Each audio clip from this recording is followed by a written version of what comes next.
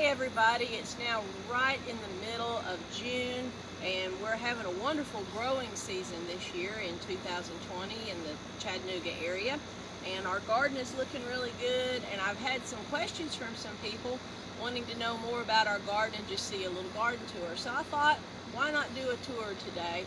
The weather's really nice and things are just starting to really come in good here in the middle of June. I'm standing right now in the middle of our yellow squash patch, and it's just been producing. We're just really starting to get yellow squash off of it. Here is a bucket that we've picked of the yellow squash. Now while you're down there looking at that, let me show you how we are irrigating our turn, and let's pan this way. Okay, so here's the squash plant, and you will see we have a 30-inch wide area here, and that's one bed. And in this bed we've got one irrigation line. This is drip tape. This is the main line, and it runs the full length of the garden. Our garden is about 40 feet long by 50 feet. So we've got these 40-foot rows, as you can see here, and each of the beds on here has some irrigation of some sort to it with the drip irrigation system. And then we're using a landscape fabric as runners to mark our beds, and we, till and stuff like that in between. The beds are permanent and they pretty much stay at the 30-inch wide spacing. It's a good width because you can straddle the bed pretty easily. It's about a comfortable width, so you can bend over, pick, work the soil without stepping in the bed. And a lot of the garden tools tend to be about in that 30-inch or 15-inch range. So 30-inch standardized size works really good. We don't have to till or move our beds too much. So we've got 13 beds in this 50-foot length of garden. So next to our squash, let's go on down. These squash are going to be cropping. They've just started this past week. We expect to get squash off of them for several weeks, maybe about 6 weeks hopefully. And then when they're done, the next thing that will go in is zipper cream peas, which is a summer pea that loves heat, kind of like a black-eyed pea, but it's creamier. And we'll have that running for a few weeks, and then after that, we've got different fall greens and stuff. So we'll be starting seeds for fall crops just starting next month even though it's June and we're just starting to get summer stuff. We're already gearing up for fall. So right here is our row of tomatoes, and we have them trellised with these posts here. These are T-posts that are, if I remember correctly, 8 feet tall, 2 foot in the ground, 6 feet above the ground. We don't use wood because you have problems with them breaking as the plants get really tall by the end of the season. We're in June, we're just halfway through the season, and so these plants will be growing for quite a lot longer. We expect them to continue producing until frost. Come on down here, let me show you our first tomatoes. So I think these two right here are starting to produce good, and we've got a lot of fruit set on them, as you can see there. And I think this guy down here is starting to show the first ripe tomato somewhere. Hopefully you can see that. It's just starting to turn pink and red, so we're looking forward to that. That one is, I think, Early Girl. No, that is Sir Speedy, which is a new variety for us this year. Early Girl is right here. None of those are starting to ripen. It looks like Sir Speedy is going to beat Early Girl this year. But we've got several different varieties of tomatoes. We've got about 20 plants in here growing at a 2-foot spacing. And you can see that we are putting this twine up as they get taller to kind of trellis them and keep them in and kind of keep them supported as they grow. So that's worked really good for us in the past. And then right next to them, you will see our row of bush beans. These are green beans. Those are the French fillet beans that are very small and thin and tender, and they're wonderful. We did not have a good germination rate. We direct sowed these, and they were from seed that we had saved for several years, and the seed was probably about 3 years old, so we didn't get a real good germination rate, but we've got enough to fill out that row pretty good, and they're coming on. I expect we'll start picking the first green beans off of those probably in about 2 to 3 weeks, because they're ready to start flowering, and then they will continue producing beans until frost. So that bed will stay until frost. Now next to those is 2 rows of candy onions, and here's some of the candy onions, and I'll show you right here. That's some big pretty onions. We're real proud of how well they did this year, and this is a real sweet variety of onion, and we've got a good crop, and I've got these sitting here to try to get those to start the process of curing.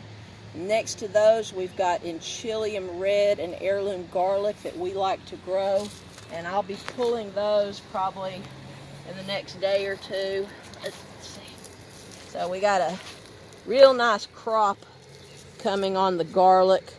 We've got 3 rows of those, I think it is, 3 or 4 rows, all the way down 40 foot. So we're really excited about that garlic. We've already pulled our Kettle River Giant garlic. It comes off just a little bit earlier, and it's curing right now. They were a lot smaller in the size of the garlic cloves, so we've grown that one for 3 years and given it every chance to improve, because garlic, if you continue to save your seed and adapt it, continue to save your seed year after year, it will adapt to your climate and your growing conditions. So we gave it 3 years, and it did okay, but we find we get better results with the enchilium red, so that's going to be our go-to garlic going forward.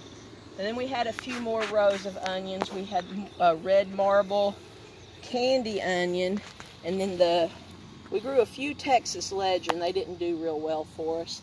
And then we also had the yellow Granix, which is the Vidalia onion variety, another big sweet onion.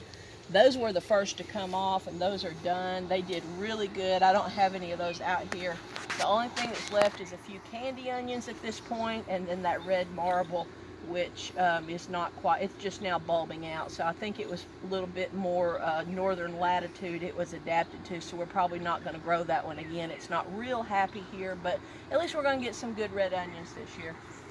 And I'm kind of embarrassed to show you my potato patch, to be quite honest with you. There's a lot of weeds in here. I can't pull the weeds for the last month or so, because when I pull up a weed, a little potato pops out, and I don't want sun to get on my potatoes. That can cause poisoning. You don't ever want to eat a potato that's been exposed to the sun. It gets green and it gets poisonous. That is in the nightshade family, but as long as it's covered by the soil, they're good. So I've had to let the weeds go and take over, and these potatoes will be dug, and we'll be forking potatoes out pretty soon. And then this bed will be replanted with more green stuff. So it doesn't look too good right now, so I'm a little embarrassed by that. So this bed next to it right now, you can see that there's some flowers growing in here. I have just about, I think it was 2 days ago, I had pulled out last weekend all of my English shelling peas that were trellised on the fence. We had just a wonderful year with the English shelling peas. We had a long, cool spring, which is wonderful. We don't get that very often. A lot of times in Tennessee with our climate, you don't know if you're going to be wearing shorts and flip-flops one day or a parka the next. It's just the weather's up and down, especially in the spring and fall. But we had a long, cool spring, and we had a really great crop of English shelling peas, but we hit 90-degree temps there for a couple of days, and the peas were done, so they had to come out.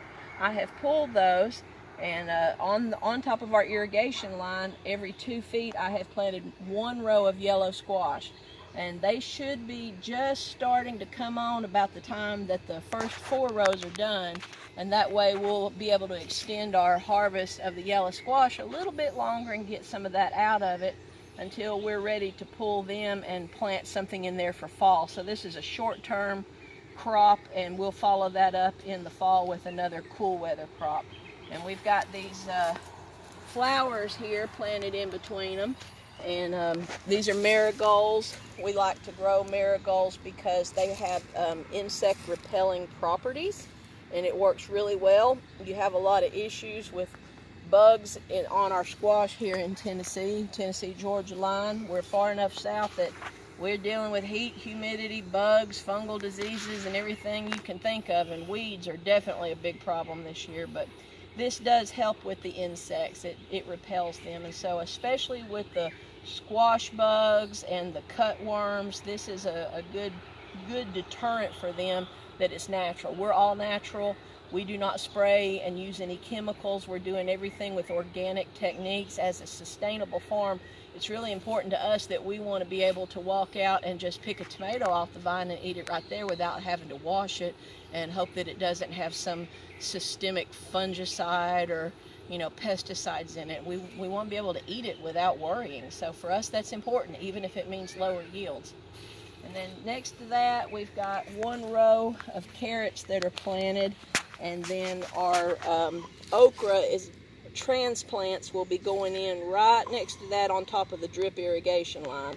So we're a little late with the okra this year. We had a late freeze and frost May the 8th at night, which is really late for us. Normally our last frost is around April the 17th. But to have a freeze or a frost in May is like crazy for us. We don't ever have that happen, but we had 2 nights where we had a frost, and so we lost a few things that we had planted early, such as the green beans. Even though it was normally a safe time to plant, we had to replant a couple of times, and so our okra's behind for that reason too. So the okra should be going in the ground in about a week from now. The transplants are almost ready. So now we're down at the bottom of the garden. Let me explain what you're seeing here. So we have our cucumbers that are planted right here, and there we've got the drip irrigation line is right next to the plant, so it'll stay nice and wet. Plants are coming on real good. They look great. We're really pleased with them. We like to grow the Japanese types of cucumbers. We love the way they taste, and they perform well in our climate. And they have some good disease resistance that we really need against powdery mildew and downy mildew. So that one, we've grown it for several years. It works well for us. But you'll see that behind that, we have a tarp laying on the ground, and we're covering up 2 beds with this tarp. So it's about 7 feet that's covered. That soil underneath that tarp has been plowed up, and it has been raked smooth, and then it was wet, and then it was covered with this tarp. We're going to be working this weekend to install our trellis system for these cucumbers, and the way that we do it is a lean-to type system. And I wish I had it up so you could see that today, because it's really a neat little system that we do. But we use cattle panels, and we lean them. The cattle panel will be on the ground here. It'll lean this way, and there'll be a T-post on this side supporting it back over there. And so the cucumbers are actually taking up 2 beds, and what we like to do is intercrop those with mushrooms. We do an almond portobello underneath it. And so we have to do all of that right when we set up those T-posts, and these cucumbers are just right at the right size now where we're ready to do that and get that installed. So that requires a little bit of extra space in the garden, and we don't want to have to deal with weeds, so we cover this up.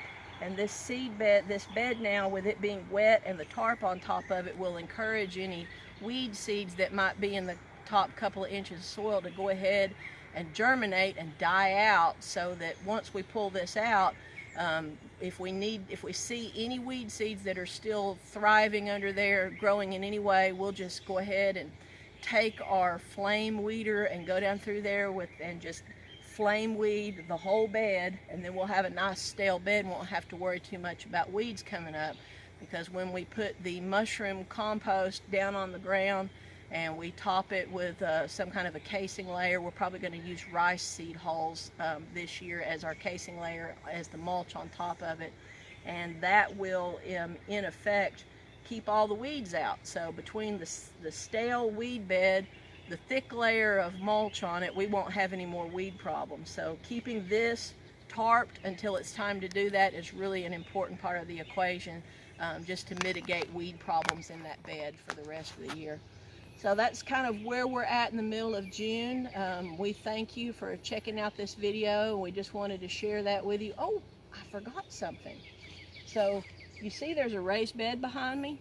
We're working on that bed right now, and we're going to get ready to start planting some of our fall crops in that bed. We've got some a new kind of onion we're going to try called a potato onion. You're supposed to plant them in spring, and then they crop in the fall. I've never grown them before, and it is not spring anymore, but we're just going to do it to see how it works and try that out. And we're going to put fall potatoes in that bed. We're going to put kale in that bed, and that is a 4 by 30 foot bed. And down below that, we've got a patch for our melons, because Melon Fest is coming up at Ottawa Farmers Market in August, on August the 20th, and we always grow melons for Melon Fest. So we've got the seeds already started. I just checked them, they're coming up today, so we're really excited to get the melons in the ground.